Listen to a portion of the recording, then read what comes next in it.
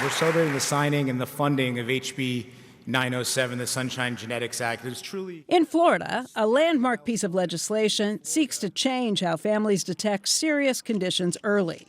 Instead of the standard set of newborn screenings, this initiative offers whole genome sequencing to check for hundreds of serious and often silent disorders. Critics caution about cost, scale, and privacy.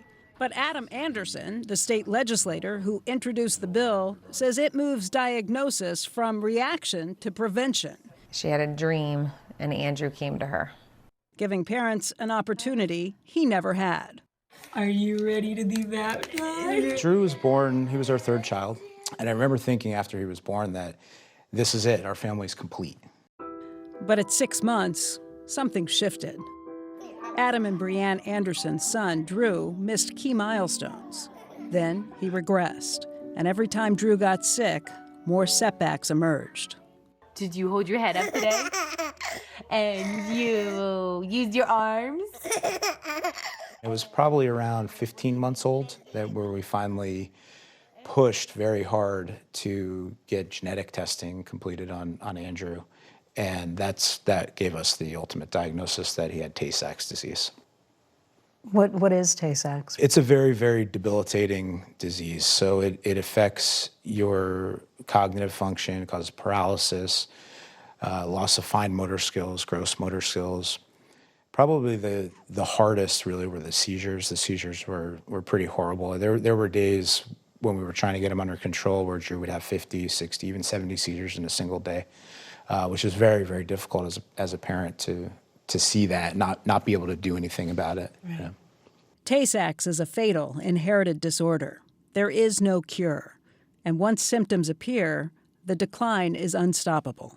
He passed away in a little after 3 in the morning. And I was woken at 3. And I'm so fortunate that I was able to hold him in my arms when he passed away. And for at least a year straight, I'd wake up every single morning at about 3 o'clock. And it wasn't a haunting experience by any means. I loved it.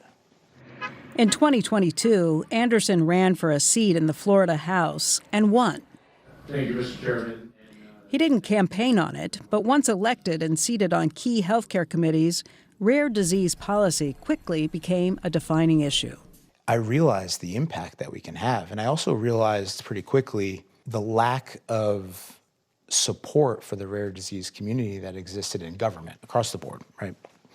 And so many of these rare diseases, they have just significant detrimental impacts on your overall health, right? So once you have deterioration of brain matter, it's very difficult or impossible to get that back, right?